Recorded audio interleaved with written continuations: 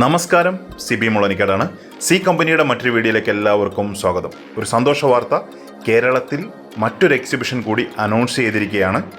Cochin expo 2024, venue rotary club Cochin, date February 2, 3, 4, 2024.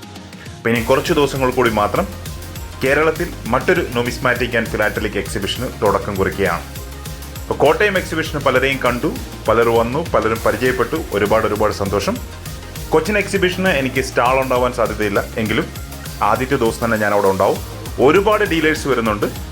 കേരളത്തിൽ നിന്നുള്ളവരും കേരളത്തിന് പുറത്തു നിന്നുള്ളവരുമായിട്ട് 50-ൽ പരം ഡീലേഴ്സ് വരുന്നുണ്ട്. ഫിലാറ്റലി, നുമിസ്മാറ്റിക്, ആൻറ്റിക്സ്, അങ്ങനെ പലവിധ സാധനങ്ങളുടെ ട്രേഡുകൾ അവിടെ നടക്കുന്നുണ്ടാവും.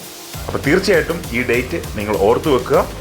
ലൊക്കേഷൻ എവിടെയാണെന്ന് ഓർത്തു വെക്കുക. മറ്റ് ഡീറ്റെയിലുകളെല്ലാം തന്നെ നിങ്ങൾ ഓർത്തു വെക്കുക. എല്ലാവരെയും അവിടെ കാണാവുന്ന പ്രതീക്ഷയിൽ ഈ വീഡിയോയുടെ മറ്റൊരു ഭാഗത്തിലേക്ക് നിങ്ങളെ ഞാൻ കൂട്ടിക്കൊണ്ടു പോവുകയാണ്. ലോകത്തിലെ ആദ്യത്തെ പോളിമർ കറൻസി പുറത്തിറക്കിയ രാജ്യമാണ് ഓസ്ട്രേലിയ. 1988 ഓസ്ട്രേലിയ ആദ്യത്തെ പോളിമർ കറൻസി പുറത്തിറക്കിയത്. ഇതിൻ്റെ കുറച്ച് അൺസർക്കുലേറ്റഡ് ഫോൾഡേഴ്സ് എനിക്ക് കഴിഞ്ഞ തായ്ലൻഡ് എക്സിബിഷന് വാങ്ങാൻ സാധിച്ചു.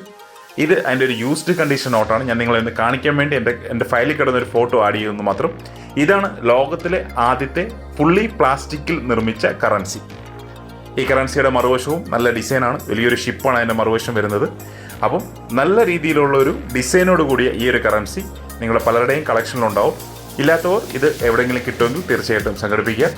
അൺസർക്കുലേറ്റഡ്, അതായത് മിൻറ്റ് കണ്ടീഷൻ, ഫ്രഷ് കണ്ടീഷൻ ഫോൾഡറോട് കൂടി എനിക്കായ വില ഏകദേശം 5000 രൂപയ്ക്ക് അടുത്താണ്. ഇനി മറ്റൊരു കറൻസി ഞാൻ നിങ്ങളെ പരിചയപ്പെടുത്തുകയാണ്. ഹംഗറിയുടെ ഒരു കറൻസിയാണ്.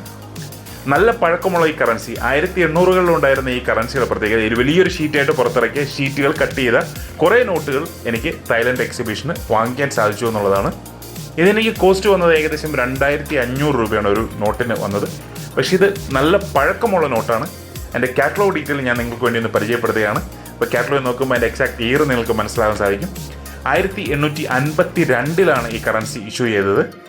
1 ഫോറിൻറ്റ് എന്നാണ് അതിൻ്റെ ഫേസ് വാല്യൂ വരുന്നത്. അപ്പോൾ അതിൻ്റെ ഏകദേശം 5ഓളം കറൻസികൾ എനിക്ക് തായ്ലൻഡ് എക്സിബിഷന് കിട്ടി. തായ്ലൻഡ് എക്സിബിഷൻ ഞാൻ വാങ്ങിച്ച സാധനങ്ങൾ നിങ്ങളെ ഒന്ന് കാണിക്കാൻ പറ്റിയില്ല, അപ്പോൾ ഉള്ളത് ഞാനൊന്ന് പരിചയപ്പെടുത്തുകയാണ്. അടുത്തായിട്ട് നാസി ജർമ്മനി, ഹിറ്റ്ലറുടെ കാലഘട്ടത്തിൽ ജർമ്മനിയിൽ ഉപയോഗിച്ചിരുന്ന, അല്ലെങ്കിൽ ജർമ്മനി ഒക്കുപ്പൈഡ് ചെയ്തിരുന്ന സ്ഥലങ്ങളിൽ ഉപയോഗിച്ചിരുന്ന കറൻസിയാണ് നിങ്ങൾ ഈ കാണുന്നത്. നാസി ജർമ്മനിയുടെ 20 മാർക്കിൻ്റെ കറൻസി. നിങ്ങൾക്ക് അതിൽ കൃത്യമായിട്ട് കാണാം സ്വസ്തിക, നാസി ജർമ്മനിയുടെ സ്വസ്തിക സീല് അതിൽ കൃത്യമായിട്ട് മാർക്ക് ചെയ്തിട്ടുണ്ട്.